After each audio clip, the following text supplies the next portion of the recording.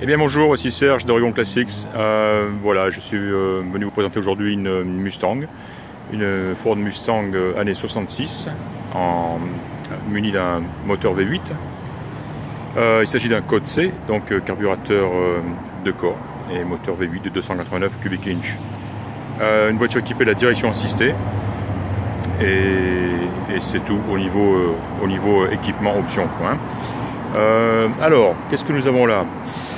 Eh bien, nous avons là une voiture qui devrait arriver en France à un très modeste prix. Donc, c'est une voiture qui s'adresse à quelqu'un qui voudrait, moyennant un peu de travail, acquérir une Mustang à un prix de départ, je dirais. Et celle-ci est une bonne base pour effectuer ce genre de travail. Elle appartient à une dame qui en est propriétaire depuis 20 ans. La voiture a été repeinte il y a 4 ans. Donc la peinture est très belle, très belle, tout autour, si ce n'est un petit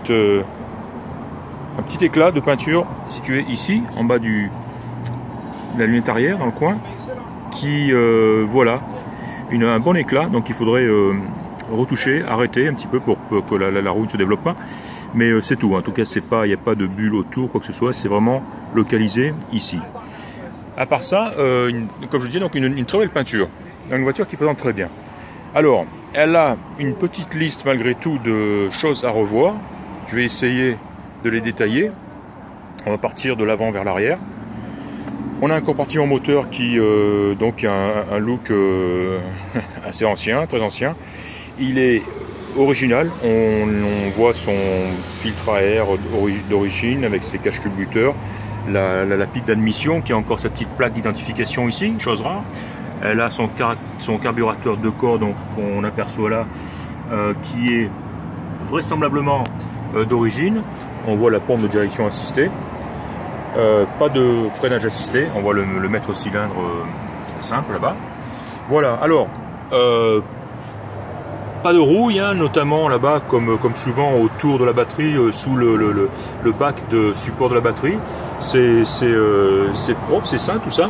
Enfin, c'était peut-être pas propre, mais c'est sain. Donc déjà un gros travail de nettoyage à faire sous le capot changerait l'aspect de la voiture énormément.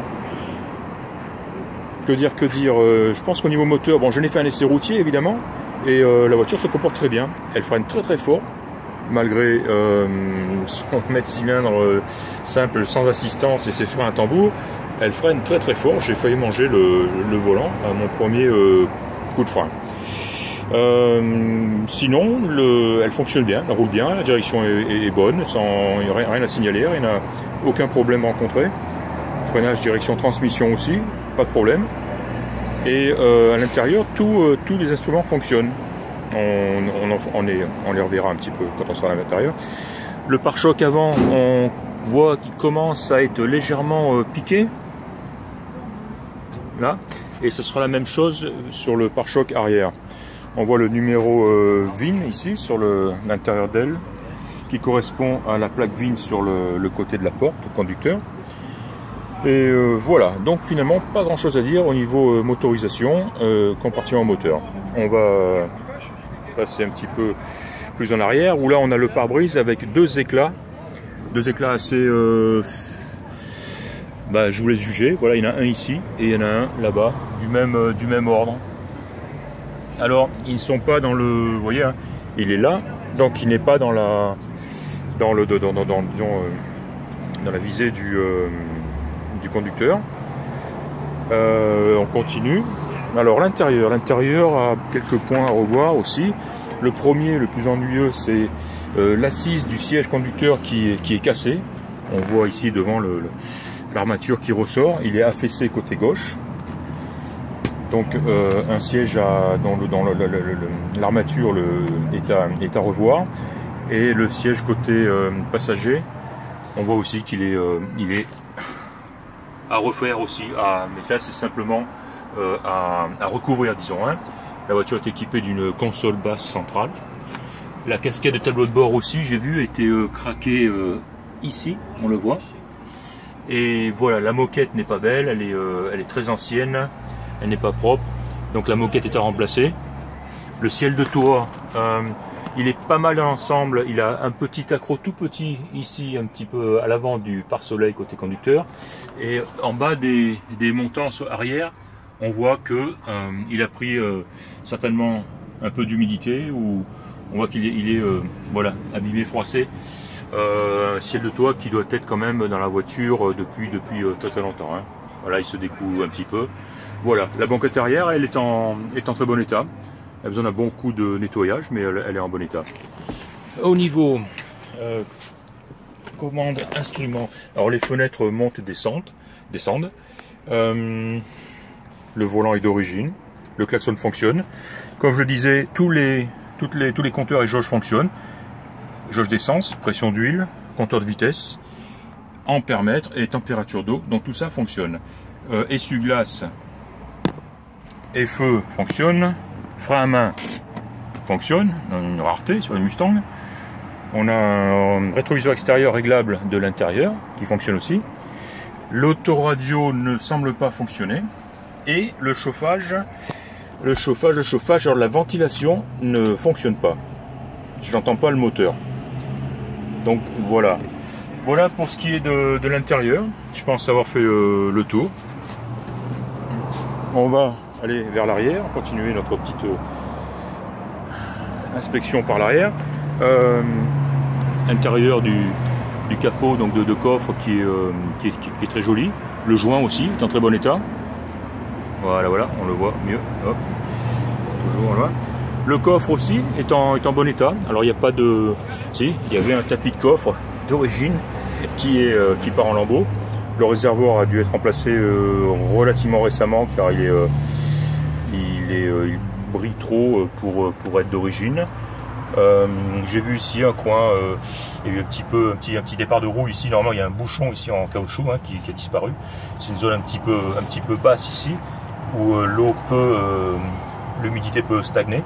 Donc voilà, c'est à surveiller sans que ça pose un problème. Mais les fonds de coffre, les fonds d'aile arrière semblent non retouchés, en bon état en fait. Hein. Je vois pas de réparation apparente. Et de l'autre côté aussi d'ailleurs, je regarde un petit peu derrière la roue de secours. On a une roue de secours avec un cric et la clé qui va avec, donc bonne chose. Voilà, donc c'est un petit peu vieillot encore une fois, à rafraîchir, à rénover. Alors comme je le disais, les pare-chocs arrière sont légèrement plus piqués que ceux de l'avant. De même, les tours de feu arrière sont aussi, on le voit ici, piqués. Hein. Donc voilà, on a des feux arrière.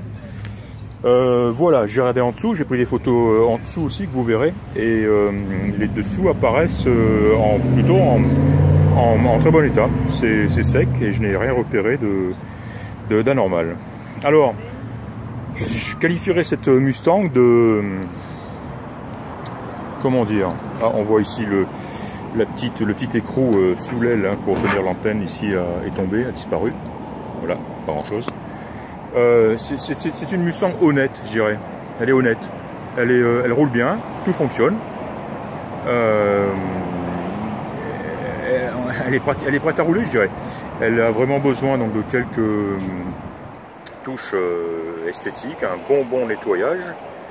Et pour quelqu'un donc encore une fois qui veut rouler en Mustang 66 à un budget moindre, je dirais que c'est une très bonne candidate. Voilà, on a les enjoliveurs d'origine bien sûr, équipés de pneus Goodyear à l'avant qui sont très jolis. On est monté en 195, 75, 14. Ceux de l'arrière semblent un peu plus anciens, d'une autre marque, et m'ont l'air un peu sec, je dirais, un peu plus... Oui, ils sont un peu secs. Voilà.